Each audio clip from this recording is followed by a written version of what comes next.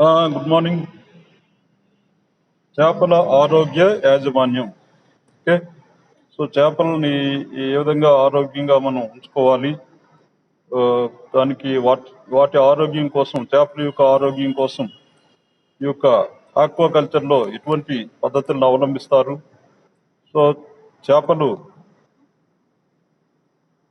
చేపలని ఆ, వ్యాధుల నుంచి రక్షించడానికే మనం తీసుకుంటే ఆక్వా రైతులు ఎటువంటి పద్ధతులను అవలంబించాలి, ఓకే, అవన్నీ కూడా మనం ఈరోజు డిస్కస్ చేసుకుందాం. సో ఇది 4th యూనిట్ ఆక్వాకల్చర్ మేనేజ్మెంట్ పేపర్లో 4th యూనిట్లో ఉన్నటువంటి టాపిక్.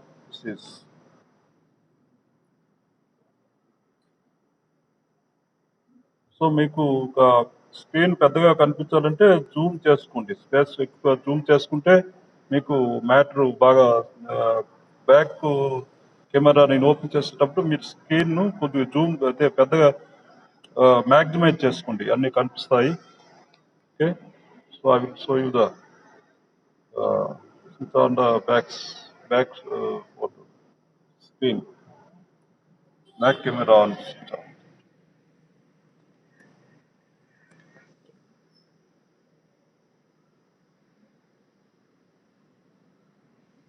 సో చేపల ఆరోగ్యం.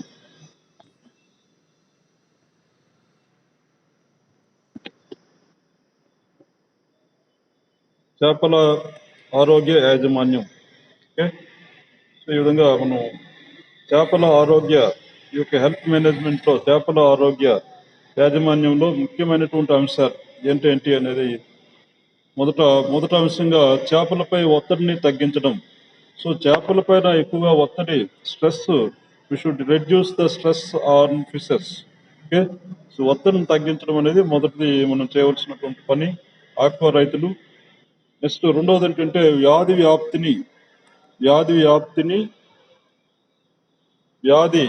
వ్యాధి సోకిన చెరువుకు మాత్రమే పరిమితం చేయడం. అంటే ఏంటి, ఆ పర్టికులర్ చెరువులో ఉన్నటువంటి చేపల చెరువు నుంచి వేరే పక్కన ఉన్నటువంటి చెరువులకి స్ప్రెడ్ కాకుండా, వ్యాపించకుండా అదే చెరువుకు మాత్రమే, ఆ చెరువులో ఉన్నటువంటి చేపలకు మాత్రమే వ్యాధి ఉండాలి. ఓకే, ఇది రెండవ అంశంగా చెప్పుకోవచ్చు. నెక్స్ట్ మూడవ అంశం ఏంటంటే ఈ యొక్క వ్యాధి వ్యాప్తి పట్ల, ఆ పర్టికులర్ వ్యాధి వచ్చేటప్పుడు వారిని వ్యాప్తి పట్ల కలిగే నష్టాన్ని తగ్గించడం మొదలైనవి. సో వ్యాధి వ్యాప్తిని మనం ఎంత అరికడితే అంత నష్టాన్ని మనం తగ్గించుకున్నట్లు లెక్క ఆక్వా రైతులు అనేవారు. సో ప్రోఫిలాక్సిస్ మరియు సానుకూల చికిత్స వంటి అంశాల ద్వారా ఈ యొక్క అంటువ్యాధుల వ్యాప్తిని నిరోధించడం ద్వారా పై వాటిని అమలుపరచవచ్చు. నెక్స్ట్ జలావరణంలో అంటే ఏంటి, హైడ్రోస్పియర్ అంటే జలావరణం అంటే తెలుగులో. చేపల క్రియలను తెలుసుకోవటం అంత సులువు కాదు, కొద్దిగా కాంప్లికేటెడ్ ఇష్యూ ఇది. అబ్జర్వ్ చేయాలి, క్షుణ్ణంగా మనం అబ్జర్వ్ చేస్తేనే వాటి యొక్క క్రియలు మనకు తెలుస్తాయి. సరైన నిర్ధారణ మరియు సకాల చికిత్స, సరైన టైంలో ట్రీట్మెంట్ ఇవ్వాలి ఏవైనా వ్యాధులు వచ్చేటప్పుడు చేపలకి. ఓకే, సో అందువల్ల వ్యాధిని నియంత్రణ చేయడం కన్నా వ్యాధి రాకుండా నివారణ చర్యలు చేపట్టడం మంచిది, చేపట్టాలి. సో అందువల్ల దీన్ని prevention is better than cure. Okay, so చేపలకి వ్యాధులు రాకుండా ముందుగా మనం జాగ్రత్త తీసుకోవాలి. సో మనం అజాగ్రత్తగా నిర్లక్ష్యంగా ఉండేటప్పుడు ఈ యొక్క ఆక్వా రైతులు, చేపలను కానీ లేదా రొయ్యలను కానీ పెంచే రైతులు సో అశ్రద్ధగా లేదా అజాగ్రత్తగా ఉంటే ఈ యొక్క సూక్ష్మజీవుల వల్ల వ్యాధులు రావడం కంపల్సరీగా జరుగుతుంది. కాబట్టి వాటిని రాకుండా అవేర్నెస్, వాటి మీద ఎటువంటి జాగ్రత్త తీసుకుంటే ఈ యొక్క సూక్ష్మజీవుల వల్ల వచ్చే వ్యాధులు చేపలకు రావు అనేది తెలుసుకోవాలి, అవేర్నెస్ పెంచుకోవాలి. అప్పుడు మాత్రమే వాటిని మనం ప్రొటెక్ట్ చేసుకోగలం. Prevention is better than cure. వ్యాధులు వచ్చాక మరి నష్టం ఉంటుంది ఎక్కువగా. ఓకే, సో చేప వ్యాధుల నివారణ మరి ఏ విధంగా నివారణ చేయాలి ఒకవేళ వస్తే. సో వ్యాధిని ప్రారంభ దశలోనే కనుగొనటం కొద్దిగా కష్టంగా ఉంటుంది. ప్రారంభ దశలోనే కనుగొనటం ఓకే, కష్టం కారణం అందువల్ల కారణం ఉంటుంది. చేపలు నీటిలో గుంపులుగా జీవిస్తాయి. సో చేపలు అనేవి మనం అప్పుడప్పుడు చెరువుల దగ్గరికి వెళ్ళేటప్పుడు చూస్తే సో ఒకటి రెండు కాకుండా కొన్ని గ్రూప్ లాగా వచ్చి కనిపిస్తుంటుంటాయి సమూహంగా. ఒక 50 100 చిన్న చిన్న పిల్లల్లాగా మనకి కనిపిస్తూ ఉంటుంటాయి నీటిలో, గుంపులుగా జీవిస్తాయి. ఓకే, సమూహ groups it exist as groups not lonely. Okay, so అందువల్ల వ్యాధి సో వ్యాధి పరిశీలనలు మరియు అదేవిధంగా confirmation, okay, disease observation and disease confirmation మరియు సకాలంలో సరైన టైంలో విత్ ఇన్ టైంలో ఈ యొక్క ట్రీట్మెంట్ మేనేజ్ చేయడం కూడా కొద్దిగా హార్డ్గా అనిపిస్తుంది, కష్టంగా అనిపిస్తుంది. ఇవే కాకుండా కొన్ని సమర్థవంతమైనటువంటి ఎఫిషియెంట్ మెథడ్స్ కొన్ని ఉంటాయి. ఓకే, సమర్థవంతమైనటువంటి మందులు, బాగా పనిచేసే మందులు మరియు కొన్ని చేప వ్యాధులను నయం చేసే పద్ధతులు కూడా పద్ధతులు కూడా ఇంకా సరిగా తెలియవు. సో సరైనటువంటి ట్రీట్మెంట్ మెథడ్స్ అనేవి ఇంకా కొద్దిగా కొన్ని వ్యాధులు చేపల వ్యాధులకి కనుక్కోలేదు ఇంకా. ఓకే, సో అందువల్ల పరిపూర్ణ నివారణ, కంప్లీట్ ప్రివెన్షన్ అనేది చర్యలను చేపట్టాలి. ఏ విధంగా ఒక వ్యాధి వచ్చేటప్పుడు దానికి ట్రీట్మెంట్ అది పూర్తిగా నయమైపోవాలి. అట్లా ఆ విధంగా చేస్తే ఆ వ్యాధి మళ్ళీ రాకుండా ఉంటుంది. సో సాధారణ నివారణ చర్యలు మరి ఏ విధంగా నార్మల్ ప్రివెన్టివ్ చర్యలు తీసుకోవాలి, సాధారణ నివారణ చర్యలు అంటాం. మొదటిది ఏంటంటే కింద మొదటిది అంతర్గత నిరోధక శక్తి. ఓకే, సో అంతర్గత ఇంటర్నల్ రెసిస్టెన్స్ ఎనర్జీ అంటాం దీన్ని, ఇంటర్నల్ రెసిస్టెన్స్ ఎనర్జీ. సో చేపల్లో ఈ యొక్క వ్యాధి నిరోధక శక్తిని పెంచడానికి కింది పద్ధతులను పాటించాలి. Okay, following methods are important for which increase the resistance disease resistance in the fishes. Okay, అవి ఏంటంటే సో ఫస్ట్ ఆరోగ్యవంతమైనటువంటి విత్తన సేకరణ జరపాలి. మనం సెలెక్ట్ చేసుకోవాలి. మనం ఫిష్ షీడ్ అనేది ఫస్ట్ మొదటి చర్యగా ఫిష్ షీడ్ అనేది హెల్దీ ఫిష్ షీడ్ మనం సెలెక్ట్ చేసుకోవాలి. ఆరోగ్యవంతమైనటువంటి విత్తన సేకరణ ఆరోగ్యవంతమైనటువంటి చిన్న చేప పిల్లలు అనేవి మొదట మనం చెరువులో వేసేటప్పుడు వాటిని సెలెక్ట్ చేసుకోవాలి. తర్వాత రెండోది చూడండి, సరైన సాంద్రత. వాటి యొక్క నంబర్ కూడా మరీ ఎక్కువ కాకుండా ఎన్ని సరిపోతాయో ఆ చెరువులో అంత నంబర్ మాత్రమే చూసుకోవాలి. హెక్టార్కి ఇన్ని నంబర్లు అనేసి ఆ ప్యాకెట్ల మీద వాళ్ళు ఇండికేట్ చేస్తారు. వాటిని చూసి మనం కొనుక్కోవాలి. ఎంత వైశాల్యం ఉన్నటువంటి చెరువుకి ఎన్ని చేపలు ఉంటాయనేది మనం తెలుసుకోవాలి. అదేవిధంగా హేతుబద్ధ పెంపకం నిర్వహించడం. సరైనటువంటి పెంపకం మనం నిర్వహిస్తే ఈ యొక్క వ్యాధులు రాకుండా అరికట్టవచ్చు. తర్వాత మంచి యాజమాన్యం, good management is important. So అంటే యాజమాన్యంలో పనిచేసే వ్యక్తులు సో అందరూ కూడా ఈ యొక్క చేపలను పెంపకం మీద సరైన జాగ్రత్తలు, వాటి మీద అవగాహన కలిగి ఉండి ఇష్టం చూపించాలి. చేపలు పెంచడానికి ఇష్టం కలిగి ఉండాలి. అప్పుడు అది గుడ్ మేనేజ్మెంట్ కింద ఉండడం జరుగుతుంది. అంటే మంచి యాజమాన్యం అంటే ఏంటి, చేపలకి సరైన టైంలో ఒకవేళ వ్యాధులు వస్తే మంచి ట్రీట్మెంట్ ఇవ్వడం, మంచి ఆహారాన్ని సప్లై చేయడం చేపలకి, తర్వాత వాటర్ ఎక్స్చేంజ్ చేయడం, నీటి మార్పిడి చేయడం, వాటర్ ఎక్స్చేంజ్ అంటున్నాం. అదేవిధంగా ఇంకా వాటికి కావాల్సినటువంటి ఇతర చర్యలు చేపట్టడం, ఏరేషన్ వంటి ఆక్సిజన్ సప్లై చేయడం, ఇవన్నీ చేస్తే అటువంటి దాన్ని గుడ్ మేనేజ్మెంట్ అంటాం, మంచి యాజమాన్యం అని చెప్పుకోవచ్చు. ఓకే, అదేవిధంగా గుణాత్మకంగా ఏకరూప ఆహారం అంటే యూనిఫామ్ ఫుడ్ అంటాం దాన్ని.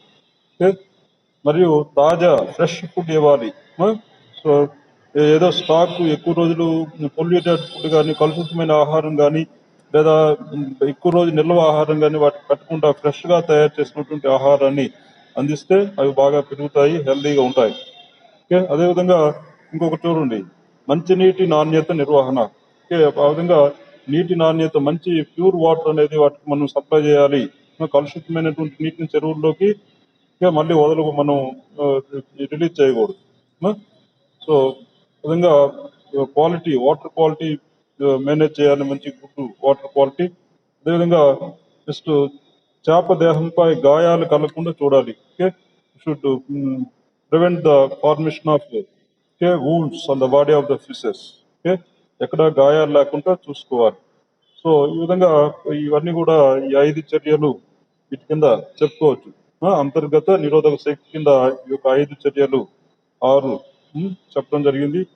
నెక్స్ట్ వ్యాధి వ్యాధికారక క్రిముల రద్దు మరియు వ్యాప్తిని అరికట్టడం. మరి వ్యాధిని కలిగించే కారకాలను ఏ విధంగా మనం అడ్డుకోవాలి, అదేవిధంగా వ్యాప్తిని ఏ విధంగా అరికట్టడం అనేది కూడా చాలా ఇంపార్టెంట్. చేపల వ్యాధుల వ్యాప్తిలో సో వ్యాధుల వ్యాప్తిలో 3 కారకాల్లో ఇక్కడ అతిథేయ అంటే ఎవరు? హోస్ట్. వ్యాధికారకం అంటే ఏంటి? వ్యాధిని కలిగించే జీవినే వ్యాధికారకం అంటాం. మరియు ఎన్విరాన్మెంట్, పర్యావరణం. సో ఈ మూడింటి వల్ల ఈ 3 బాగుంటే నో ప్రాబ్లం. ఈ మూడిట్లో ఏదైనా ప్రాబ్లమేటిక్ ఉంటే వ్యాధులు రావడానికి అవకాశం ఉంటుంది. Good environment is essential, important. So next వ్యాధికారక జీవి ఒకటి, దీన్ని నివారించి ఏదైనా ఒక చేపకి వ్యాధి వస్తే దాన్ని 1 లేదా 2 చేపలు వస్తే వాటిని వెంటనే చంపివేయడం కానీ లేదా వాటిని దూరంగా తీసివేసిన దాన్ని ఐసోలేట్ చేయడం కానీ చేయాలి. సో దాన్ని నివారించి ఆ డిసీజ్ అప్పుడు మిగతా చేపలకి వ్యాప్తి చెందకుండా కింది పద్ధతులను పాటించాలి. ఏంటంటే ఆ పద్ధతులు పాటించాలనేది ఇక్కడ మొదటిది చూడండి. మొదటిది ఏంటంటే చెరువును శుభ్రం చేయటం. Cleaning of the pond, aquatic pond, cleaning of the aquatic, చెరువును శుభ్రం చేయట మరియు క్రిములను చంపడం. అక్కడ ఏవైనా వ్యాధులు కలిగించే క్రిములు, వార్మ్స్ అంటే ఏంటి, కొన్ని మైక్రో ఆర్గనిజం, సూక్ష్మజీవులు, బ్యాక్టీరియాలు కానీ, వైరస్ కానీ, ఫంగస్ కానీ, సో వాటిని చంపాలి, నీటిలో ఉన్నటువంటి వాటిని. అప్పుడు వ్యాధులు రాకుండా చేపలు హెల్దీగా ఉంటాయి. సో ఇక్కడ bleaching powder at the rate of 50 ppm ను ఉపయోగించాలి. ఉపయోగించి శత్రు చేపలను అంటే చేపలకు శత్రువులు ఉంటాయి కదా, సో వాటిని చంపడానికి ఈ యొక్క కెమికల్ని, బ్లీచింగ్ పౌడర్ని ఉపయోగిస్తారు. ఉపయోగించడం జరుగుతుంది. నెక్స్ట్ మొలస్కా జీవుల్ని, టాడ్ పోల్స్ అంటే కప్పల పెంపకాలు ఉంటాయి కదా, టాడ్ పోల్స్ అంటాం. పీతల్ని చంపడం, ఇవన్నీ చేపలకు హానికరం, వీటన్నిటిని చంపాలి. సో మరియు నీరు, మట్టిలో క్రిములను కూడా తొలగించవచ్చు. ఆ పాండ్లో ఉన్నటువంటి నీటిలో కానీ లేదా మట్టిలో కానీ ఉన్నటువంటి ఆ మైక్రో ఆర్గనిజమ్స్ కూడా ప్రివెంట్ చేయవచ్చు. సో నర్సరీ రీడింగ్ పొలంలో, నర్సరీ రీడింగ్ పాండ్స్ లో మలాథియోన్, ఇది ఒక రకమైనటువంటి డ్రగ్, మలాథియోన్. దీన్ని ఎంత అమౌంట్ అంటే at the rate of 0.25 ppm అంటే పార్ట్స్ పర్ మిలియన్. సో ఇంత క్వాంటిటీలో వాడటం జరుగుతుంది. ppm స్టాకింగ్ అంటే చేపల నిల్వకు 4-5 రోజుల ముందుగా ఉపయోగించాలి. సో ఈ నీరు మరియు మట్టిలో క్రిములను తొలగించడానికి ఈ డ్రగ్గు, మలాథియాన్ డ్రగ్గు ఉపయోగపడుతుంది. సో నెక్స్ట్ రెండవది నివారణ చర్యలు. అరికట్టడంలో చర్యలు రెండవది ఉపకరణాలను శుభ్రం చేయడం. అంటే ఏంటి ఉపకరణాలు? అంటే ఏంటి? పరికరాలు, టూల్స్, ఎక్విప్మెంట్. సో అక్కడ వాడే వివిధ రకాల పరికరాలు ఉంటాయి కదా, పాండ్స్, వలలు, తర్వాత నెట్స్ అంటాం, నెట్స్, బోట్స్, పడవలు, తర్వాత ప్లాస్టిక్ సామాగ్రి, ప్లాస్టిక్ ఆపరేటర్స్ ఆర్ టూల్స్, ఆపాలను. సో వీటిని ఎండబెట్టడం ద్వారా క్రిమిసంహారక ద్రావణంలో కూడా ముంచాలి వాటిని. వీటన్నిటిలో ఇన్సెక్టిసైడ్ సొల్యూషన్స్ లో ఈ యొక్క టూల్స్ అన్నిటిని ఈ యొక్క మైక్రోబిసైడల్ లేదా ఇన్సెక్టిసైడల్ యొక్క కెమికల్ లిక్విడ్ లో ముంచడం ద్వారా వాటిపైన ఉన్నటువంటి ఆ క్రిములన్నీ చనిపోవడం జరుగుతుంది. నెక్స్ట్ మూడవ అరికట్టడంలో చర్య చూడండి. సో ఫింగర్లింగ్ అంటే చేప పిల్లలు, ఈ రెండో రకం. సో గుడ్ నుంచి ఇమీడియట్ గా వచ్చే చేప పిల్లలు ఫ్రై అని చెప్పాము. ఫ్రై అనేది తర్వాత కొంత టైం తర్వాత ఫింగర్లింగ్ గా మారిపోతుంది. సో అటువంటి ఫింగర్లింగ్ ను మరియు ఆహార వేదికలను శుభ్రం చేయడం. సో వీటిని కూడా క్లీన్ చేయాలి, శుభ్రం చేయాలి. వాటిని శుభ్రం చేయాలంటే ఏం చేయాలి? ఇక్కడ ఫింగర్లింగ్స్ ఉంటాయి కదా, సో రెండవ పిల్ల దశలు ఫ్రై అనేది ఫింగర్లింగ్ గా మారిపోతుందని చెప్పాను. ఇది కొద్దిగా పెద్దదిగా ఉంటుంది ఫ్రై కంటే. సో ఆ ఫింగర్లింగ్ అనే చిన్న చేప పిల్లల్ని స్టాకింగ్ చేసే ముందు KMNO4 అంటే ఏంటి, పొటాషియం పెర్మాంగనేట్ ద్రావణంలో ద్రావణంలో వాటికి బాత్ చేయాలి, స్నానం చేపించాలి ఆ పిల్లల్ని, బాతింగ్ చేపించాలి. సో బ్లీచింగ్ పౌడర్ గుడ్డ సంచులతో పాటు క్లాత్ బ్యాగ్స్ తో పాటు బ్లీచింగ్ పౌడర్ క్లాత్ బ్యాగ్స్ తో పాటు 5:2 నిష్పత్తిలో copper sulphate CuSO4 copper sulphate మరియు FeSO4 అంటే ఫెర్రస్ సల్ఫేట్ ఈ యొక్క మిశ్రమాన్ని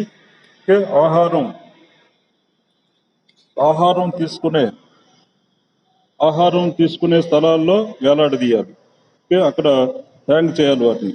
సో దీనివల్ల ఏమవుతుంది, ఫీడింగ్ వేదిక ఆహారం ఇచ్చే ప్రదేశం అనేది, ఏరియా అనేది శుభ్రం అవుతుంది, క్లీన్ అవడం జరుగుతుంది. సో చేప ఫీడింగ్ స్థలంలోనికి వచ్చినప్పుడు దాని చర్మం కూడా క్లీన్ అయిపోతుంది. సో ఆ విధంగా మనం కొన్ని వ్యాధుల్ని అరికట్టడానికి అవకాశం ఉన్నది. సో 4వ అరికట్ట చర్యల్లో 4వది సరైన ఆహారం ఇవ్వటం, supplying of the suitable food to the fishes, సరైన ఆహారం ఇవ్వటం.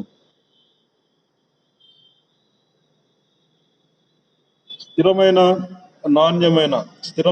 నాణ్యమైన పరిమాణం, క్వాంటిటీ, సైజ్ అనేది, ఆహారం ఇచ్చు సమయం, ఆహారం ఏ టైంలో ఇస్తున్నాము, మరియు ఆహారం ఇచ్చే స్థలం, ఆ ఏరియా, ఇటువంటి అంశాలను పరిగణలోకి తీసుకోవాలి. సో ఈ సూటబుల్ ఫుడ్ సప్లై చేయడం అనేది వీటి మీద ఆధారపడి ఉంటుంది. సో క్వాంటిటీ, సైజు, ఆహారం ఇచ్చు సమయము, అదేవిధంగా ఆహారం ఇచ్చే ఏరియా, సో ఈ అంశాలని పరిగణలోకి తీసుకోవాలి, కన్సిడరేషన్ చేయాలి. సో వీటిలో దేనిలోనైనా వైవిధ్యం అంటే ఏంటి, చేంజెస్, సో మార్పులు జరిగితే చేపల్లో ఆహార లోప వ్యాధులు, సో ఫుడ్ డెఫిషియన్సీ డిసీజెస్ అంటాం వీటిని ఇంగ్లీష్లో, ఆహార లోప వ్యాధులు, తద్వారా అంటువ్యాధులు రావడానికి అవకాశం ఉంటుంది. సో ఇన్ఫెక్టివ్ డిసీజెస్ కూడా రావడానికి అవకాశం ఉంటుంది ఎప్పుడైతే ఈ యొక్క అంశాలు సరిగా ఉండవో, సూటబుల్ గా ఉండవో. క్వాంటిటీ, తర్వాత ఆహారం ఇచ్చే టైమింగ్స్, తర్వాత చెప్పాం కదా ఇంతకుముందు, ఆహారం ఇచ్చే ఏరియా, అవన్నీ మంచిగా ఉండాలి. సో నెక్స్ట్ 5వ నివారణ చర్య, వ్యాధులు రాకుండా పెద్ద చేప జనాభా విభజన, బిగ్ ఫిష్ పాపులేషన్ డివిజన్ అంటాం. పెద్ద చేప జనాభా విభజన. సో బ్రూడర్ అంటే ఏంటి, గుడ్లు పెట్టే చేపలు. సో బ్రూడర్ మరియు పెద్ద చేపల్ని, పరిపక్వమైనటువంటి చేపలు, పెద్ద చేపల్ని, సో వ్యాధికారక లక్షణాలు సో ప్రదర్శించకుండా, వాటికి వ్యాధులు రాకుండా, వ్యాధులు వస్తే లక్షణాలు కనిపిస్తాయి కదా, ప్రదర్శించకుండా వ్యాధికారక జీవుల వాహకాలుగా పనిచేస్తాయి. సో అటువంటి ప్రమాదాన్ని నివారించడానికి చేప పిల్లలను పెద్ద చేపల నుంచి వేరు చేయాలి. కాబట్టి యంగ్ ఫిషెస్ ని ఆ బిగ్ ఫిషెస్ నుంచి మనం ఐసోలేట్ చేయాలి, సపరేట్ చేయాలి. సో ఈ వాటి నుంచి వ్యాధులు ఈ చిన్నపిల్లలకి రావటానికి అవకాశం ఉన్నది. కాబట్టి వాటిని సపరేట్ చేసేయాలి, ఆ బ్రూడింగ్ ఫిషెస్ ని, తర్వాత పెద్ద బిగ్ ఫిషెస్ ని చిన్న పిల్లల నుంచి మనం ఐసోలేట్ చేయాలి. సో అప్పుడు వాటి నుంచి డిసీజెస్ పిల్లలకు రాకుండా ఉంటుంది. తర్వాత 6th ప్రివెంటివ్ మెజర్, 6వ చూద్దాం, చనిపోయిన చేపలను తొలగించడం. Elimination, removal of the dead fishes in the pond. చనిపోయినటువంటి చేపలు అగుపించినప్పుడు వెంటనే ఏం చేయాలి, మనం పాండ్ లో వెంటనే వాటిని తీసి వాళ్ళకి దూరంగా వేయాలి. వాటిని అట్లా డెడ్ బాడీస్ ని అట్లా అదే పాండ్ లో ఉన్నటువంటి నీటిలో ఉంచకూడదు ఎక్కువ టైం, ఎందుకంటే దాని బాడీ నుంచి టాక్సిక్ విష పదార్థాలు మళ్ళీ నీటిలో చేరుతాయి. కాబట్టి అటువంటి వాటిని ఇమీడియట్ గా మనం తీసేయాలి. సో రోజులో ఎన్ని చేపలు చూడండి, సో ఎన్ని చేపలు మరణిస్తున్నాయో వివరాలను మనం ఎన్ని చనిపోతున్నాయో అనేవి రికార్డ్ చేయాలి. ఒక రికార్డులో మనం వీటిని వాటి యొక్క వివరాలని ఇన్ఫర్మేషన్ని వాటిని రాసుకోవాలి. ఓకే, ఎన్ని చనిపోతున్నాయి రోజుకి అనేవి, ఏవైనా డెత్ రేట్ పెరుగుతుందా లేకపోతే ఉన్నదా లేదని తెలుసుకోవడానికి రికార్డులో వాటి యొక్క ఇన్ఫర్మేషన్ నమోదు చేయాలి. ఓకే, సో అందువల్ల వ్యాధి తీవ్రతను తెలుసుకోవచ్చు. దానివల్ల వ్యాధి ఎక్కువ అవుతుందా లేకపోతే వ్యాధి ఎక్కువైతే చేపలు ఎక్కువగా చనిపోతాయి. సో వ్యాధి తగ్గితే అప్పుడు చేపలు చనిపోవడం అనేది ఉండదు. ఓకే, సో ఇవన్నీ తెలుసుకోవాలంటే వాటిని everyday time to time observe చేయాలి. ఓకే, సో చనిపోయిన ఏదైనా చేప ఉంటే ఇమీడియట్ గా చెరువులో ఉన్న నీటిలో నుంచి తీసి బయట పారవేయాలి. తర్వాత వాటికి ఇమీడియట్ గా ఇంకా ఏమి ఏ రకమైన వ్యాధి వచ్చింది, ఏ మందును వాడాలని తెలుసుకుని ఆ మందును ఆ చెరువులో వేయాలి. ఓకే, సో ఎన్ని చేపలు మరణిస్తున్నాయో, 10 చనిపోతున్నాయా రోజుకి, 5 చనిపోతున్నాయా, సో ఎన్ని చనిపోతున్నాయి అనేది మనం రికార్డు నమోదు చేసుకోవడం ఇంపార్టెంట్. ఓకే, సో ఈ విధంగా చనిపోయిన చేపలు కొన్ని, ఈ విధంగా ఇది కూడా ఆరో మెజర్మెంట్. నెక్స్ట్ కీమోప్రోఫిలాక్సిస్ అంటాం దీన్ని, కీమోప్రోఫిలాక్సిస్. సో ఇది ఒక రకమైనటువంటి నివారణ చర్య.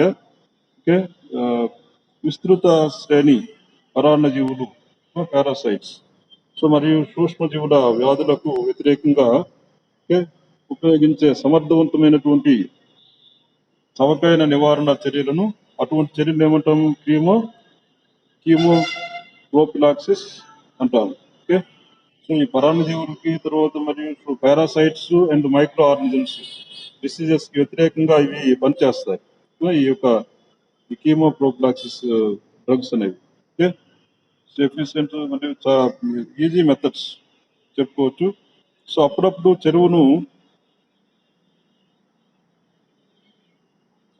చెరువును ఏం చేయాలి, KMN4 అంటే potassium permanganate at the rate of 2 to 3 ppm తో parts per million, 2 to 3 ppm తో, తర్వాత KMN4 at the rate of 500 to 1000 ppm ద్రావణంలో. ఓకే, సో 1 నుంచి 2 నిమిషాల పాటు ఉంచడం, లేదా 2 to 3% సాధారణ లవణంలో శీఘ్ర స్నానం సురక్షితం. చేపల్ని వీటిలో బాతింగ్ చేపించాలి, ఉంచాలి. సో వీటితో పాటు ఇంకా నోటి ద్వారా కూడా ఇవ్వటం వల్ల దైహిక రక్తంలో అంటువ్యాధులను నియంత్రించవచ్చు. అదేవిధంగా చేపలకి బయట నుంచే కాకుండా ఈ యొక్క డ్రగ్స్ అనే పనిచేయడం, వాటిని చేపల బాడీ పైనే కాకుండా కొన్ని మందులని అవి తినే ఆహారం ద్వారా కూడా ఇవ్వటం వల్ల అవి వాటి రక్తంలోకి చేరి వ్యాధులు రాకుండా నివారించవచ్చు. ఓకే, సో నెక్స్ట్ చూడండి, ఇంకో రకమైనటువంటి ఇమ్యూనోప్రోఫిలాక్సిస్ అంటాం. డి కింద ఇచ్చాడు.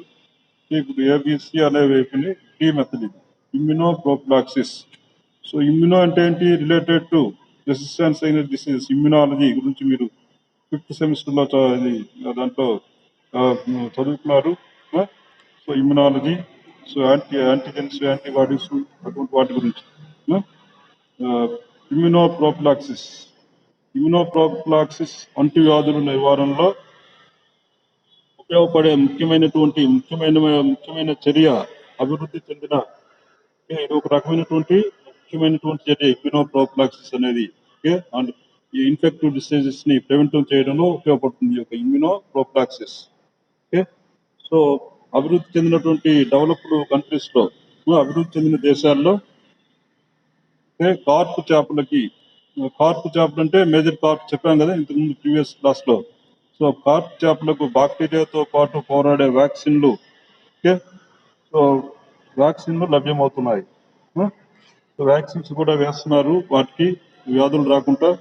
సో తర్వాత ఏరోమోనాస్ సాల్మానిస్డా,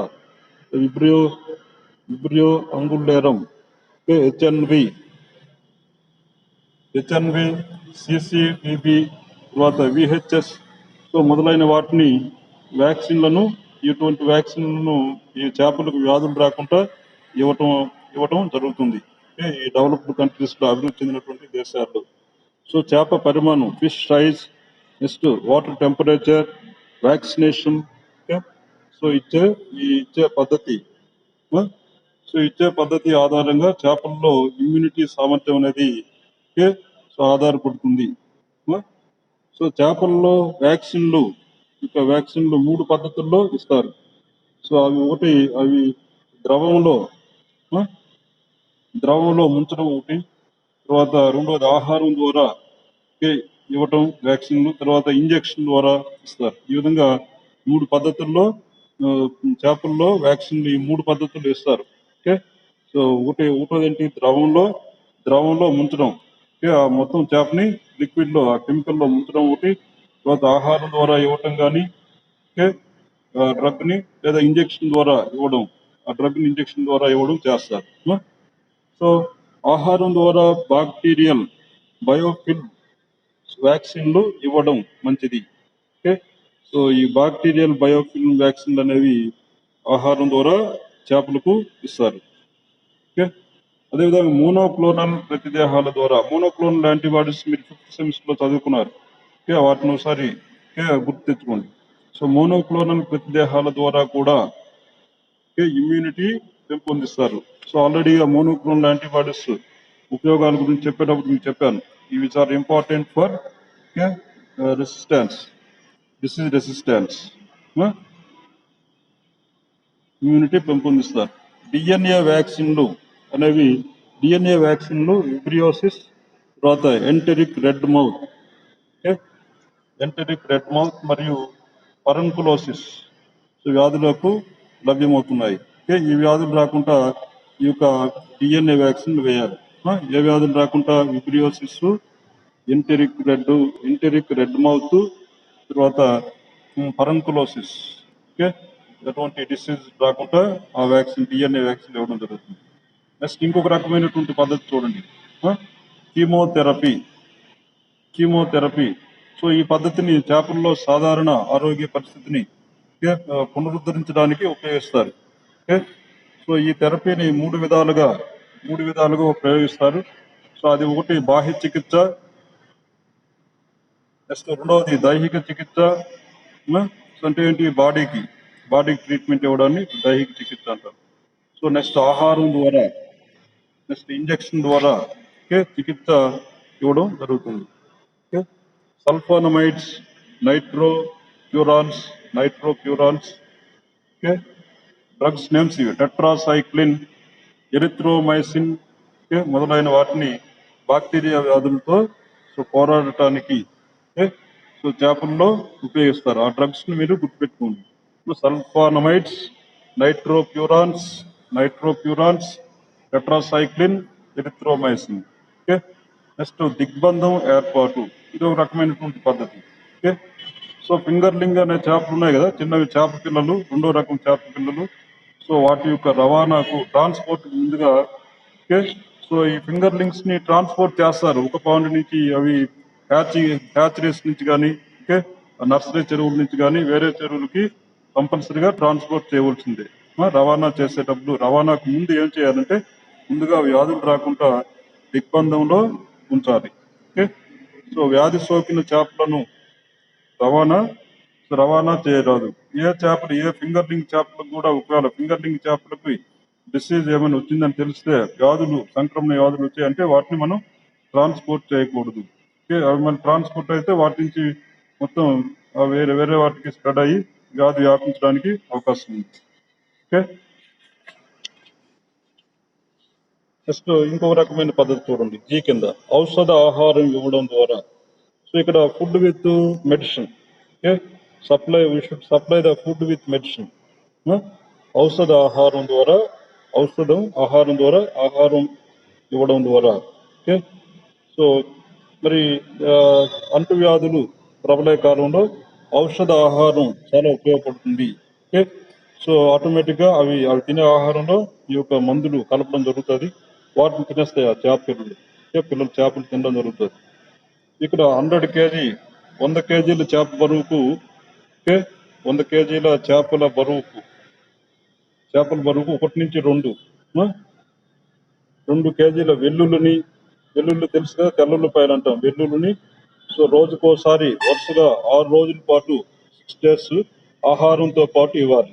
ఓకే చూడండి 100 కేజీల చేపల బరువుకి 1 నుంచి 2 కేజీల వెల్లుల్లిని రోజుకోసారి వరుసగా 6 డేస్ ఇవ్వాలి ఆహారంతో, చేపల ఆహారంలో.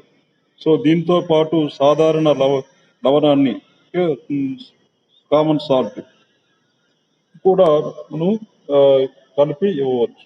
నెక్స్ట్ ఇంకో రకమైనటువంటి పద్ధతి, లాస్ట్ పద్ధతి ఇది. సో దీన్ని మనం ఔషధ మూలికల అనువర్తనం అంటున్నాం. ఓకే, ఔషధ మూలికల అనువర్తనం. సో ఔషధ మూలికలు అనేవి మీకు మెడిసినల్ ప్లాంట్స్ ఉంటాయి కదా, వాటికి సంబంధించినటువంటి పార్ట్స్ ని ఉపయోగిస్తారు మందుల తయారీలో. సో ఔషధ మూలికల వల్ల ఉమ్, అనుకూల అంశాలు సులువుగా కావలసిన పరిమాణంలో ఇవి అవైలబుల్ అవుతాయి.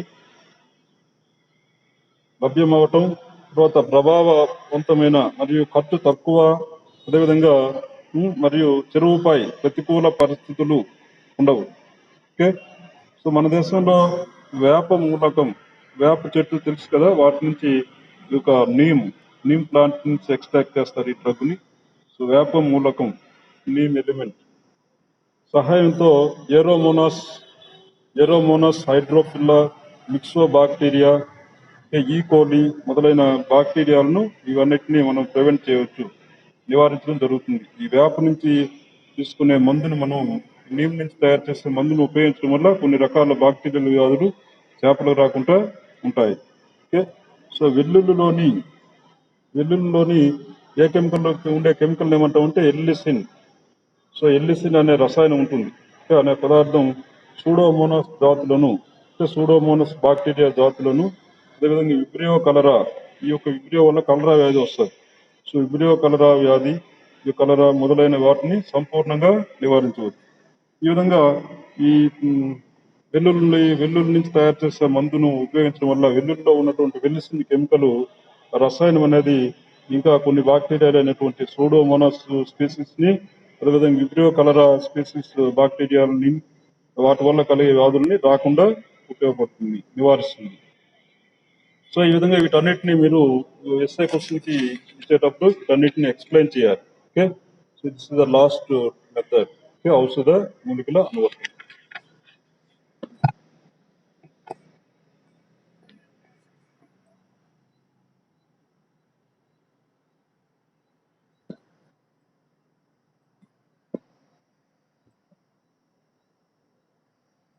సో ఈ విధంగా మీరు చేపల యొక్క ఆరోగ్య హెల్త్ మేనేజ్మెంట్ గురించి రాసేటప్పుడు ఈ యొక్క అంశాలన్నింటినీ దృష్టిలో పెట్టుకొని ఎస్ఏని 3 to 4 pages ఈజీగా మీరు 3 పేజీలు తక్కువ కాకుండా రాసుకోవచ్చు. అన్నిటికీ సైడ్ హెడ్డింగ్స్ పెట్టాలి. కలర్స్, స్కెచ్ పెన్స్ వాటిని యూజ్ చేసుకోవచ్చు. అదేవిధంగా ఈ వీటన్నిటిని కూడా మీరు ఈ పాయింట్స్ అన్నిటినీ రన్నింగ్ నోట్స్లోను తర్వాత అసైన్మెంట్లో రాసుకోండి. సో నివారణ చర్యల కింద మొదట మనం అంతర్గత శక్తి గురించి డిస్కస్ చేసుకోవడం జరిగింది ఈ ఎస్ఏలో. అదేవిధంగా వ్యాధికారక ఏ కింద అంతర్గత నిరోధక శక్తి చెప్పడం జరిగింది. బి కింద నివారణ చర్యల్లో మొదటిది అంతర్గత నిరోధక శక్తి, రెండవది వ్యాధికారక క్రిముల రద్దు మరియు వ్యాప్తిని అరికట్టడం అని చెప్పడం జరిగింది. సో ఇటువంటి అరికట్టడంలో చర్యల్ని మొత్తం ఒక 8 అరికట్ట మరియు వ్యాప్తిని అరికట్టడానికి ఉపయోగించే చర్యల గురించి మనం డిస్కస్ చేసుకున్నాం.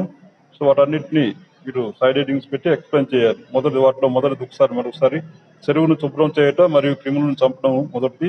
అదేవిధంగా ఉపకరణాలని, టూల్స్ ని, ఈ యొక్క పరికరాలని శుభ్రం చేయాలి. సో మూడోది వచ్చేసరికి ఫింగర్లింగ్స్ ను, ఆహార వేదికలను శుభ్రం చేయాలి. ఓకే, ఇవన్నీ అరికట్ట చర్యల కింద వస్తాయి. సరైన ఆహారం ఇవ్వటం, అదేవిధంగా పెద్ద చేప జనాభాను విభజన చేయడం, చిన్న చేపల నుంచి పెద్ద చేపలను వేరు చేయాలి ఇక్కడ. అదేవిధంగా 6వ అరికట్ట చర్య కింద చనిపోయిన చేపలను తొలగించడం, చెరువులో ఉన్నటువంటి ఇమీడియట్ గా వాటిని రికార్డ్ చేయడం, ఆ ఇన్ఫర్మేషన్ ఎన్ని చనిపోతున్నాయి ఏంటనేది. సో నెక్స్ట్ 3వ పద్ధతి కీమోప్రోఫిలాక్సిస్ కింద చెప్పడం జరిగింది. నెక్స్ట్ 4వది వచ్చి ఇమ్యూనోప్రోఫిలాక్సిస్ అనే పద్ధతి గురించి వివరించాలి. నెక్స్ట్ కీమోథెరపీ కీమోథెరపీ గురించి ఓకే రాయాలి. నెక్స్ట్ వన్ ఇది ఎఫ్ కింద దిగ్బంధం ఏర్పాటు. జి ఔషధ ఆహారం ఇవ్వడం ద్వారా అంటే నిత్య ఆహారంలో డ్రగ్స్ కలిపి ఇవ్వాలి. సో నెక్స్ట్ లాస్ట్ వచ్చేసరికి ఔషధ వనమూలికల అనువర్తనం. మెడిసినల్ ప్లాంట్స్ నుంచి వచ్చే ఆ డ్రగ్స్ ని కూడా ఉపయోగించి చేపల్లో వ్యాధులు రాకుండా ఈ విధంగా ఈ చర్యలన్నింటినీ మీరు వివరించాలి. ఈ విధంగా చేపల యొక్క ఆరోగ్య యాజమాన్యం హెల్త్ మేనేజ్మెంట్ ని మెయింటైన్ చేయొచ్చు. Okay whenever the aquatic aqua రైతులు ఈ అన్ని చర్యల మీద వాళ్ళకి అవగాహన ఉంటే ఇవన్నీ కూడా ఈజీగా ఉమ్, ఆ, నివారించడానికి అవకాశం ఉన్నది. అప్పుడు ఈ ఎక్కువ లాభాలు బెనిఫిట్స్ ఆక్వా రైతులకు రావడానికి అవకాశం ఉంది. ఓకే సో దీని మీద ఏమైనా డౌట్స్ ఉంటే మీరు అడగండి.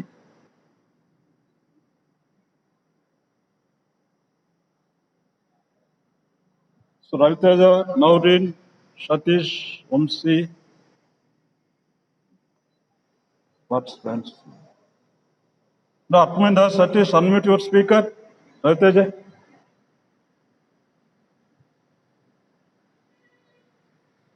హలో. నౌరీన్ మా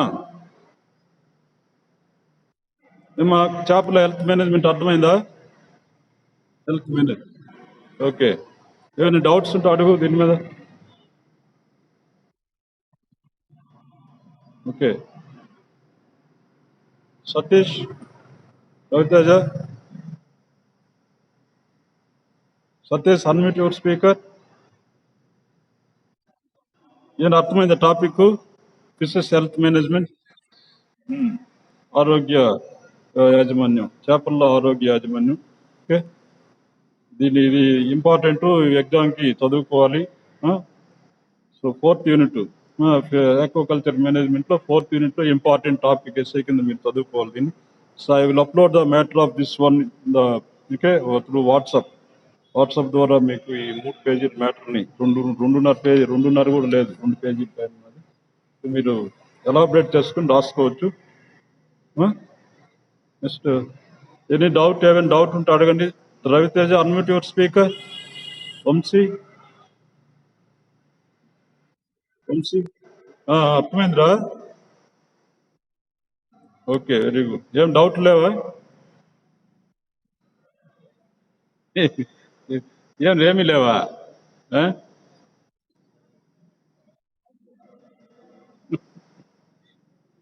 ఆ.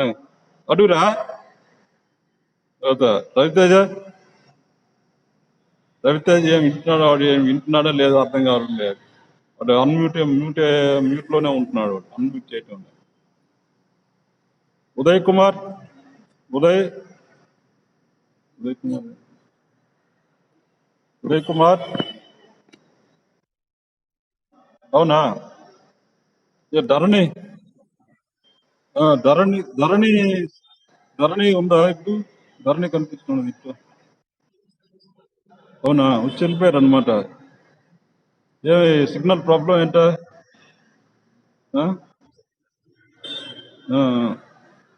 Sir, all of you write this essay question in your running notes and assignment also you maintain. So keep take care about corona. Okay, if necessary, ఏదైనా ముఖ్యంగా ఉంటే బయటకు రండి, లేకపోతే మాస్క్ పెట్టుకోవాలి. అదేవిధంగా శానిటైజర్తో హ్యాండ్స్ వాష్ చేసుకోండి టైం టు టైం. గ్రూపుల్లోకి వాటికి వెళ్ళవద్దండి. ఓకే సో దూరంగా ఉండాలి. 2 అడుగుల దూరంలో ఉండాలి వేరే. సో నెక్స్ట్ క్లాస్లో మనం ఈ యొక్క హెల్త్ ఇది అయిపోయింది. నెక్స్ట్ క్లాస్లో ఈ యొక్క యాజమాన్యంలోనే ఆక్వాకల్చర్ మేనేజ్మెంట్లో సో హైజినీ, ప్రోఫ్లాక్సిస్ అండ్ థెరపీ డిసీజెస్ వాటి గురించి డిస్కస్ చేద్దాం. ఇంకో టాపిక్ ఎస్ఏ గురించి ఎస్ఏకి వెళ్దాం. ఓకే సో నెక్స్ట్ మళ్ళీ మీకు మధ్యాహ్నం 2 నుంచి 3 క్లాస్ ఏమున్నది? Satish, Naureen 2 to 3 బాట్నే. Okay zoology మధ్యాహ్నం లేదు మీకు. ఉమ్? ఈరోజు ఈరోజు మధ్యాహ్నం లేదురా, జువాలజీ లేదు టైం టేబుల్ ప్రకారం. మార్నింగ్ ఒక పీరియడే ఉన్నది. ఆ? ఒక పీరియడే. వర్షం మీ ఏరియాలో వర్షం పడుతుందా ఇప్పుడు? ఇంకా అదే అదే ఇక్కడ కూడా ముంగిల్ పట్టు ఇటు పక్క వర్షం పడుతుంది. సరేనా? ఎట్లా మీ ఏరియాలో కేసులు తగ్గాయా? టీకాలు వేయించుకున్నారా? టీకాలు 18 years ప్లస్ ఉండే వాళ్ళు వేయించుకున్నారు కదా. Okay, first dose second dose కూడా ఆ, వేసుకోండి వీలైనంత తొందరలో. Okay okay, thank you all, thank you.